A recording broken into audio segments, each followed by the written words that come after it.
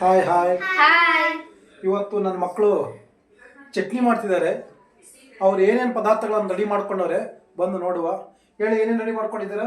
ಬೇಕಾಗಿರೋ ಪದಾರ್ಥಗಳು: 1 ಸ್ಪೂನ್ ಅಷ್ಟು ಜೀರಿಗೆ, ಹುರ್ಗಡ್ಲೆ, ಹುರಿದಿರೋ ಕಡಲೆ ಬೀಜ, ತೆಂಗಿನಕಾಯಿ, ಹುರಿದಿಟ್ಕೊಂಡಿರುವಂತ ಮೆಣಸಿನಕಾಯಿ, ಬೆಳ್ಳುಳ್ಳಿ, ಫ್ಲವರ್ ತರ ಕಟ್ ಮಾಡ್ಕೊಂಡು ಸ್ಟವ್ ಮೇಲೆ ಸುಟ್ಕೊಂಡಿರುವಂತ ಈರುಳ್ಳಿ, ಒಂದ್ ಸ್ವಲ್ಪ ಹುಣಸೆ ಹಣ್ಣು ಮತ್ತೆ ಕೊತ್ತಂಬರಿ. ಇಷ್ಟನ್ನು ಹಾಕಿ ಅವ್ರೀಗ ಚಟ್ನಿ ಮಾಡ್ತಾರೆ. ಹೇಳಿ ಮೇಡಮ್, ಫಸ್ಟ್ ಏನೇನು ಹಾಕೊಂತೀರಾ?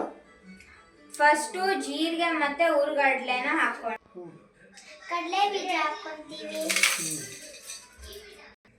ಇವಾಗ ಹುರಿದಿರೋ ಅಂತ ಮೆಣಸಿನ್ಕಾಯಿ ಹಾಕೊಳ್ಳೋಣ. ನಿಮಗೆ ಖಾರಕ್ಕೆ ಎಷ್ಟು ಬೇಕೋ ನಿಮ್ ಖಾರಕ್ಕೆ ತಕ್ಕನ ಮೆಣಸಿನ್ಕಾಯಿ ಹುರ್ಕೊಂಡು ಹಾಕೊಳ್ಳಿ.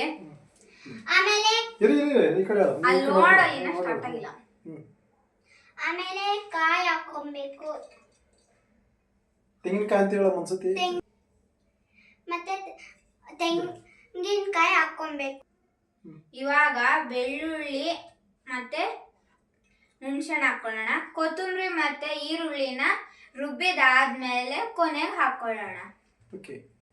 ರುಚಿಗೆ ತಕ್ಕಷ್ಟು ಉಪ್ಪು ಹಾಕೊಳ್ಳೋಣ.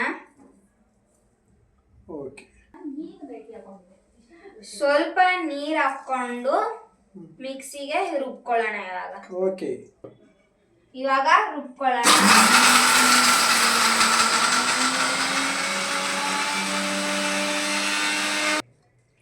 ಚಟ್ನಿನ ಇಷ್ಟು ರುಬ್ಕೊಂಡ್ಮೇಲೆ ಸುಟ್ಟಿರೋ ಈರುಳ್ಳಿ ಹಾಕೊಂಡ್ಬಿಟ್ಟು ಕೊತ್ತಂಬರಿ,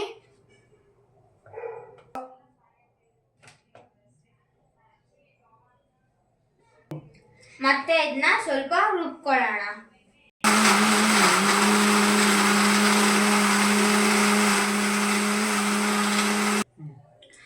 ರುಚಿಯಾದ ಚಟ್ನಿ ರೆಡಿ. ಬಿಸಿ ಅನ್ನಕ್ಕೆ ಮತ್ತೆ ದೋಸೆಗೆ ತುಂಬಾ ಚೆನ್ನಾಗಿರುತ್ತೆ. ಈಗ ಮಾಡ್ಕೊಳ್ಳಿ, ತಿನ್ಕೊಳ್ಳಿ.